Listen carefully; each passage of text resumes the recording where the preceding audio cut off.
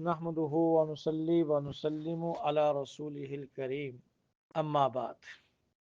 فاعوذ بالله من الشيطان الرجيم بسم الله الرحمن الرحيم عقیدہ ختم نبوت کو سمجھنے سے پہلے عقیدے سے متعلقہ ضروری بات سمجھ لیں کہ عقیدہ کس کو کہتے ہیں۔ عقیدہ عقدہ سے ہے، گرہ لگانا، کسی کے ساتھ تعلق لگانا، اس اعتبار سے کہ وہ تعلق ٹوٹے نہیں، نہ ٹوٹے نہ چھوٹے، مضبوطی کے ساتھ کسی چیز کے ساتھ، جیسے ہم اپنی زبان میں گرہ لگانا کہتے ہیں، گرہ لگا لینا۔ اور عقیدہ ایک بنیادی چیز ہے، مکمل دین اسلام عقائد ہی پر ہیں۔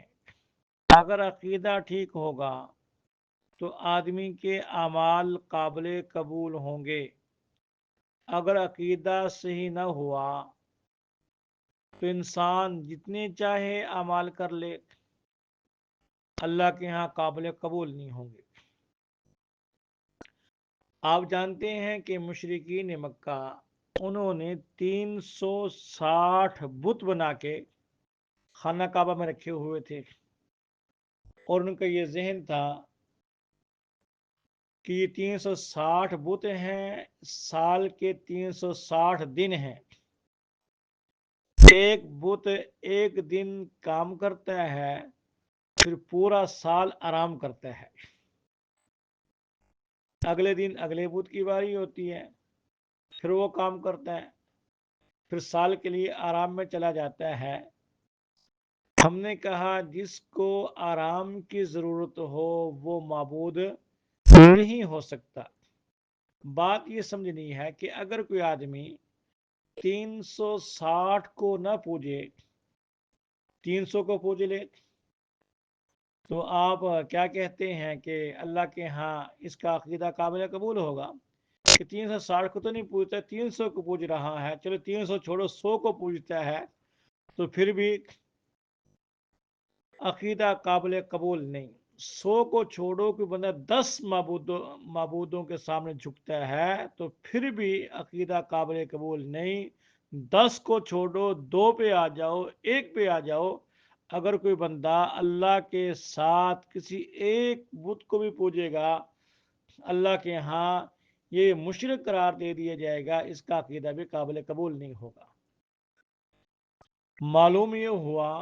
کہ 100ویں کا 1000واں حصہ اگر عقیدہ خراب ہوا تو پھر بھی اللہ کے ہاں قابل قبول نہیں۔ جتنے چاہے اعمال کر لو، حج کر لو، عمرے کر لو، بیت اللہ میں جا کے صفائی کر لو، لیکن سارے اعمال برباد، اکارت، اللہ کے ہاں حیثیت صفر کی ہوگی اگر عقیدہ ٹھیک نہ ہوا۔ آپ کو پتہ ہے کہ مشرکین مکہ کتنی خدمت کرتے تھے، حج عمرے کا انتظام اہتمام کرتے تھے، طعام اور قیام کا انتظام کرتے تھے کہ باہر سے آنے والے حاجی ان کے لیے رہائش کا بندوبست، خانہ کعبہ کے متولی تھے، وہاں کی صفائیاں کرتے تھے، لیکن عقیدہ ٹھیک نہیں تھا تو کچھ بھی فائدہ نہ ہوا۔ اور آپ نے شاید یہ سمجھا کہ شاید وہ پانی پینے کا انتظام کر دیا، جیسے ہمارے ہاں مہمان آگے اور کولر بھر کے رکھ دیتے ہیں، ایسے نہیں تھا، بلکہ حج کے ایام میں یہ مشرکین عرب، مشرکین مکہ روزانہ جتنے رستے مکہ مکرمہ میں جاتے تھے، روزانہ کے اعتبار سے ہر رستے پر 8-10 میل تک ہر منزل پر گھڑا پانی کا بھر کے رکھتے تھے، کٹورا دھو کے رکھتے تھے، ملازمین مقرر تھے، ایک بہت بڑی ٹیم تھی جس کو سقاط الحاج کہا گیا، ویسے ان کو لقب نہیں ملا، تو اتنا بڑا کام کر رہے تھے، حج کرتے تھے، عمرہ کرتے تھے، خانہ کعبہ کی نگرانی نگہبانی کرتے تھے، لیکن عقیدہ کیونکہ صحیح نہیں تھا تو ہمارا یہ ذہن ہے، شریعت کا یہ فیصلہ ہے، ان کے سارے اعمال پہ ذرہ برابر نیکی نہیں ملے گی۔ اگر عقیدہ برباد ہو تو عمل کرنے کا فائدہ نہیں۔ اور اگر آدمی کے پاس عقیدہ ہے، اگر ایک نیکی بھی کر لے گا، اس ایک نیکی کے ذریعے بھی اللہ جل شان ہو نیکی نہ بھی کرے، صرف عقیدہ صحیح ہو، اس ایمان کی، اس عقیدے کی بنا پہ کبھی نہ کبھی آدمی جہنم سے نکلے گا اور ہمیشہ جنت کا مہمان بن جائے گا۔ یہ عقیدہ ہے۔ آپ یوں بھی کہہ سکتے ہیں عقیدہ ایک بنیاد کی طرح ہے۔ ایک آدمی عالی شان محل بنائے لیکن بنیاد نہ ہو، وہ آج نہیں کل ختم ہو جائے گا، گر جائے گا اور اس کی عمارت منہدم ہو جائے گی، کیونکہ اس نے بنیاد نہیں رکھی، ریت کے اوپر شروع کر دیا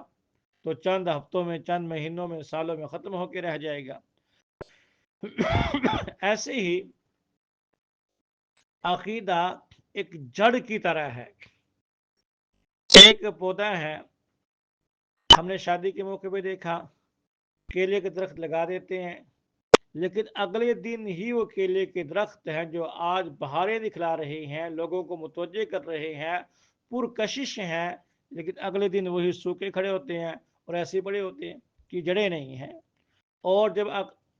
آدمی دیکھے درخت کو جس کی جڑیں مضبوط ہیں، ہوائیں چلیں، طوفان چلیں، ان کی شاخیں ٹوٹ بھی جاتی ہیں، ہم نے دیکھا کہ بعض دفعہ آندھی طوفان کی بنا پہ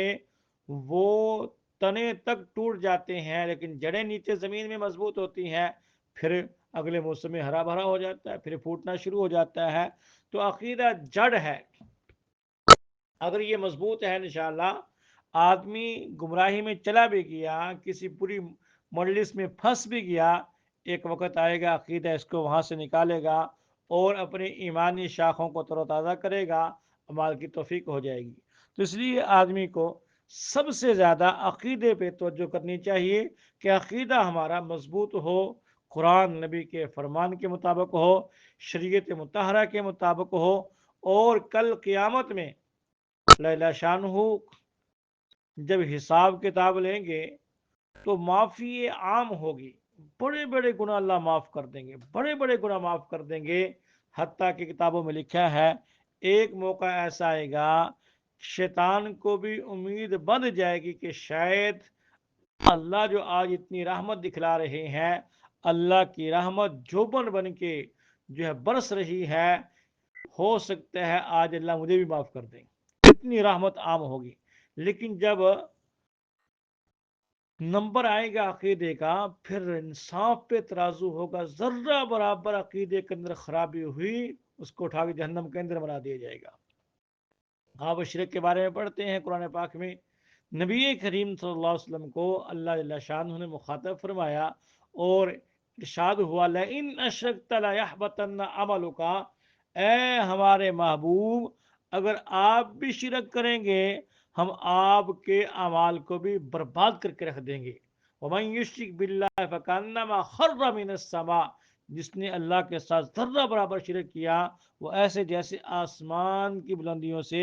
زمین کی پستیوں پہ آ گرا۔ تو اس لیے عقیدہ مضبوط ہونا چاہیے، اس میں کوئی قسم کا کوئی کمپرومائز نہیں، کوئی شک رائب نہیں ہونا چاہیے، بالکل صاف واضح دوپہر کے سورج سے زیادہ روشن ہونا چاہیے، اور آدمی ہر چیز پہ کمپرومائز کر سکتا ہے، عقیدے پہ کمپرومائز